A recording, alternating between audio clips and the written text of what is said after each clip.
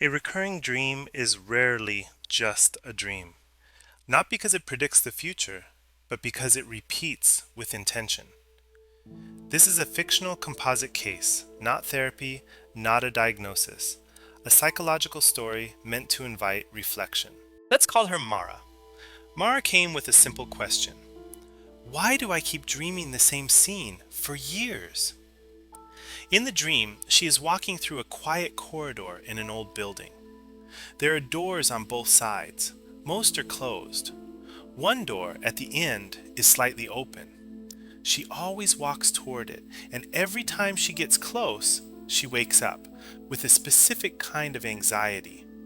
Not panic, more like a tightness, a warning, as if something important is behind that door. At first, Mara tried to interpret the dream literally.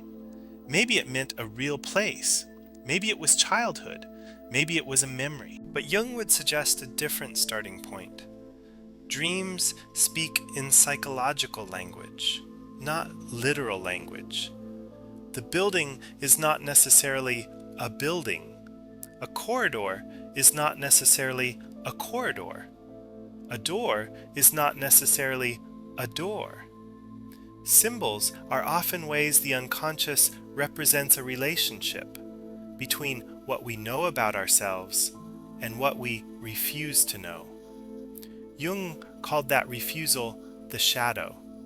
Not evil, simply what remains unseen. So rather than asking, what does the dream mean? We asked a quieter question. What does the dream do to you? Mara noticed something. The dream anxiety was not random. It felt like the same anxiety she felt in daily life, right before she spoke honestly. She described a pattern. In her waking life, she often sensed what she wanted, but delayed decisions. She avoided conflict. She kept things reasonable, safe, polite. She was functional, successful even. But the dream returned. In Jungian terms, repetition often means compensation. The psyche repeats a symbol because consciousness has not made room for its message. So we shifted from interpretation to observation. We used a simple Jungian method, not to force answers, but to let the symbol become clearer. Imagine you are inside the dream again. You are in the corridor. You are approaching the door. Now pause. Instead of pushing forward, ask, what is the emotional atmosphere here? Mara said, pressure, responsibility, and a strange feeling of being seen. Then we asked, if this door could speak, what would it say?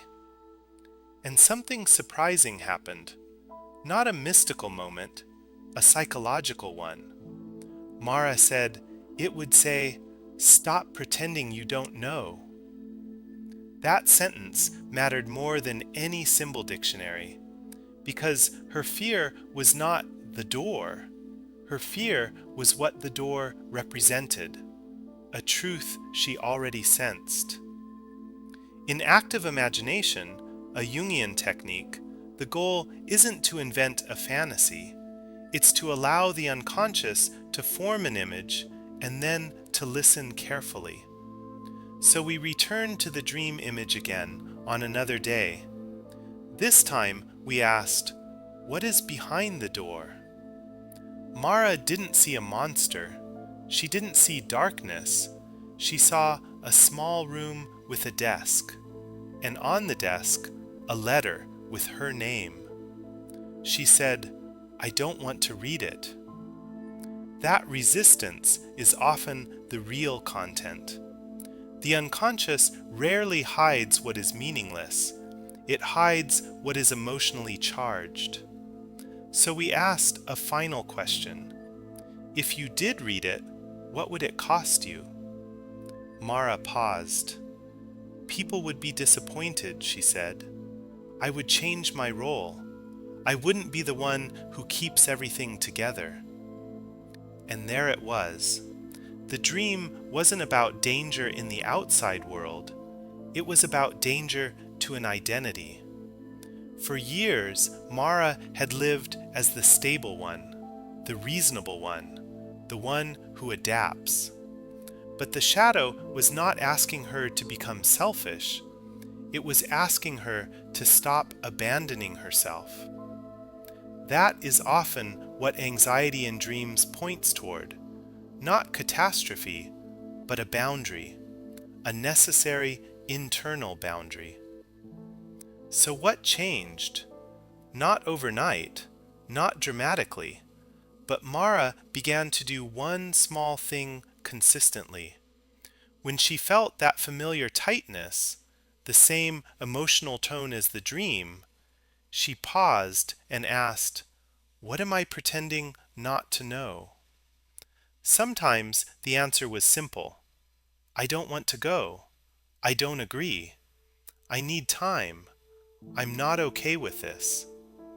And as she practiced naming those truths quietly, the dream began to shift. The corridor still appeared. The door still waited. But she no longer woke up at the same moment. In one later dream, she placed her hand on the handle, and instead of fear, she felt sadness. That is not failure. That is movement. In Jung's view, integration often looks like this. The emotional tone changes first, before the story changes. So if you have a dream that returns for years, don't rush to label it as a sign or a prophecy or a diagnosis. Ask instead, what emotional tone does it carry? Where does that tone live in your daily life? And what truth is asking to be acknowledged? This is not advice and not therapy, only a reflection. But sometimes a recurring dream is not trying to scare you. It is trying to make you honest.